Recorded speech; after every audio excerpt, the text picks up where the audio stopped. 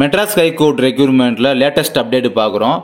இப்போ அந்த ரெக்யூர்மெண்ட்டில் பார்த்தீங்கன்னா ஜனவரி 15 அப்போ வந்து நோட்டிஃபிகேஷன் படி டிரைவர் போஸ்டிங்கான ரெக்யூர்மெண்ட் போட்டிருந்தாங்க பார்த்தீங்களா, அவங்களுக்கான ஓரல் டெஸ்ட்டுக்கான அந்த ஷார்ட் லிஸ்ட் கேண்டிடேட்ஸ் லிஸ்ட் அப்படின்றது பப்ளிஷ் பண்ணியிருக்காங்க. அண்ட் அதுக்கப்புறம் பார்த்தீங்கன்னா அதே 15th அதான் Jan 15th வந்த நோட்டிஃபிகேஷன் டிரைவருக்கான போஸ்டிங்கான cut off mark secure mark எவ்வளோ ஓரல் டெஸ்ட்டுக்கு, ஸோ நீ எவ்வளோ செக்யூர் மார்க் எடுத்திருக்கீங்க அந்த கேட்டகரி வைஸ் கட் ஆஃப் மார்க்கையும் பார்த்தீங்கன்னா பப்ளிஷ் பண்ணியிருக்காங்க. ஓகேங்களா.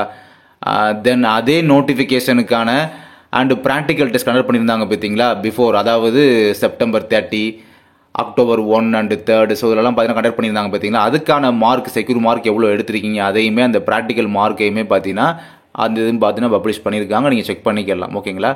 அதுக்கப்புறம் ஃபைனலாக பார்த்தீங்கன்னா இப்போ ஓரல் டெஸ்ட்டுக்கான அந்த கால் லெட்டர், அதாவது ஹால் டிக்கெட்னு சொல்லலாம், அந்த ஹால் டிக்கெட் படி பார்த்தீங்கன்னா டிசம்பர் 19 அன்னைக்கும், அதாவது தேர்ஸ்டே அன்னைக்கும், அதுக்கு அடுத்த நாளே டிசம்பர் 20 அப்போ ஃப்ரைடே அன்னைக்கும் பார்த்தீங்கன்னா அவங்களுக்கு வந்து அந்த ஷெட்யூல் பண்ணியிருக்காங்க. ஓகேங்களா.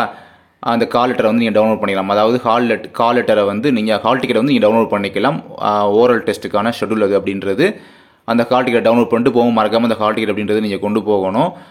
இது பார்த்தீங்கன்னா எல்லாமே டிரைவருக்கான அப்டேட் தான் இப்போ லேட்டஸ்ட்டாக வந்திருக்கு. இந்த நோட்டிஃபிகேஷன் எப்போ வந்து நோட்டிஃபிகேஷன் ஜனவரி 15 அப்போ பப்ளிஷ் ஆன நோட்டிஃபிகேஷனுக்கான லேட்டஸ்ட் 4 அப்டேட் தான் நம்ம பார்த்துருக்கோம். அண்ட் அகைன் வேறு ஏதாவது அப்டேட் வர உங்களுக்கு வந்து இன்ஃபார்ம் பண்ணிட்டு நம்முடைய சேனல் மூலமாக